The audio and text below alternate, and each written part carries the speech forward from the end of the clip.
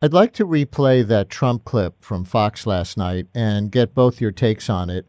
Again, this starts with a question from the host, Laura Ingraham.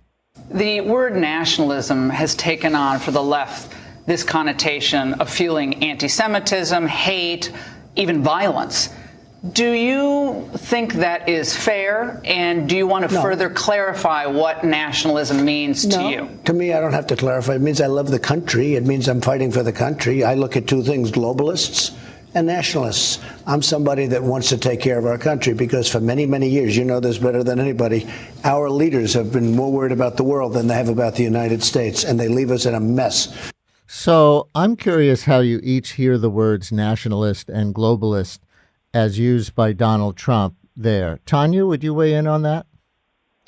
Well, I'm sorry, but that just sounded like babble to me. I'm not even sure what he meant. I don't know if Donald Trump has a coherent political philosophy. He seems to me to be entirely an opportunist, and whatever seems best for him at that moment, he'll do. But I do know that nationalism is always terrible for all minorities, whether they be gay or they be Jewish or they be Muslim. And I think speech like that is incredibly dangerous. And I'm not surprised that he then becomes incredibly vague on the subject, because I think he doesn't really know what he believes. You say nationalism is terrible for all minorities. Where, in your view, as somebody who writes about anti-Semitism, including, as you said earlier, anti-Semitism that spins off from legitimate criticism of Israeli government policy, Zionism is Jewish nationalism, as some define it. Would you? And is that unique and different, in your opinion, than other kinds of nationalism? I think it's very similar to most nationalisms. And as I said, nationalism is terrible for minorities. And certainly Jewish nationalism has not been particularly good for the Palestinian minority living out in the Middle East. Heidi, how do you hear the words nationalist and globalist as used by Donald Trump? Well, I mean, I have to agree to some extent. I'm not exactly sure what Donald Trump is talking about. But what I do know this is that the white supremacists that we track, when they hear the words globalism and nationalism, they do have a particular idea in mind. Nationalism is countries for white people that are dangerous for minorities, as was just said. And globalism usually refers to Jewish conspiracies. And Donald Trump has already engaged in a ton of hate speech against Muslims, against immigrants, calling them rapists and so on the first day as he was running for office. So you can't take his comment about nationalism as just being love of country away from all of that hate rhetoric. He has defined himself as willing to be divisive on issues of race and immigration. His last ad when he was running for office depicted Soros, the philanthropic Jewish person who is being attacked lately as being behind globalism. It depicted Soros as allied with Clinton and another prominent Jewish person from the financial world as running a globalist conspiracy. So he is traded in all the ugly tropes. So you can't hear nationalism coming out of his mouth and not think about all of this. Is Trump on this weird sort of bubble, though, where if he is dog whistling white nationalism when he says nationalism, sometimes it is meant to include Jews, sometimes it is not, suggesting the question, are Jews white? When Steve Bannon talks about his cultural nationalism, he cites Judeo-Christian values as a unified thing. Trump, of course, is a fervent supporter of Benjamin Netanyahu and the Israeli right in general. And his daughter Ivanka, as we know, converted to Judaism to marry Jared Kushner, who is one of Trump's closest people. So how do you see Trump in this respect? But in a larger sense, how much do you see modern white nationalism as sometimes including Jews, sometimes excluding Jews? I'm curious to hear, Heidi, your U.S. take on this, and Tanya, your European one. Heidi, you want to go first?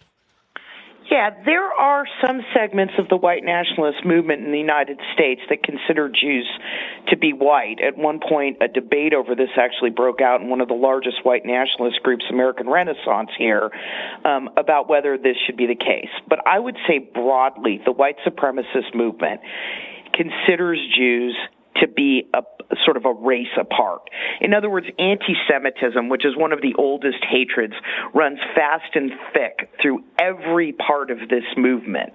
And I sort of think of Trump's comments, because you're right, he's a fervent supporter of Israel, his daughter is Jewish, but yet he's willing to trade in these anti-Semitic tropes regardless of that.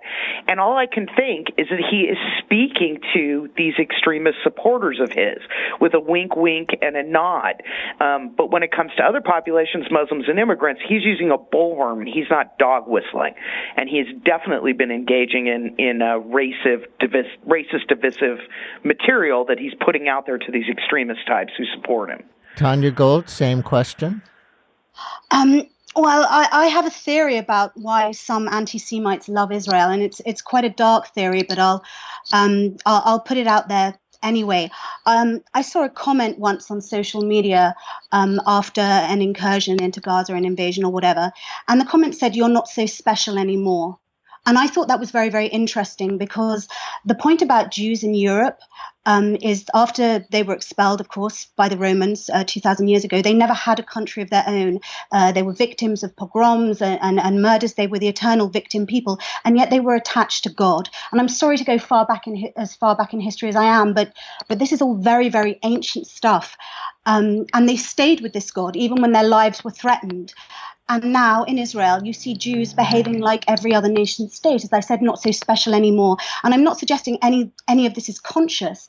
But if you're someone who doesn't like Jews, the idea of Jews, you don't mind Jews in Israel so much, because you can see that is where we are. And I want to put speech marks around this, sinning, where Jews become like every other nation state and not so close to God anymore, not so special anymore.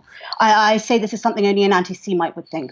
And there's something related to that. That was a thought expressed on the New York Times podcast, The Daily, this morning, that the hard right loves Israel because they love ethno-states in general. They want that kind of blood and soil purism to be the organizing principle of the world. So they want all Jews to go there. Heidi, does that make sense to you? Well, that is certainly an argument that you hear from some committed anti-Semites in the United States like David Duke.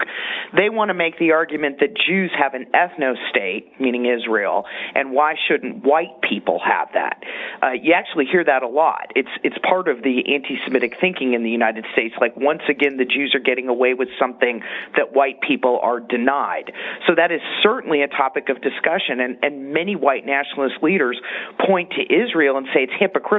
How come the Jews can have their own country, but we white folks can't?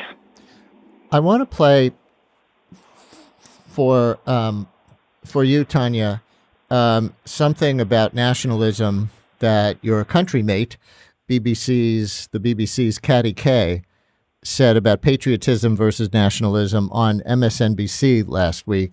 Listen to these 30 seconds.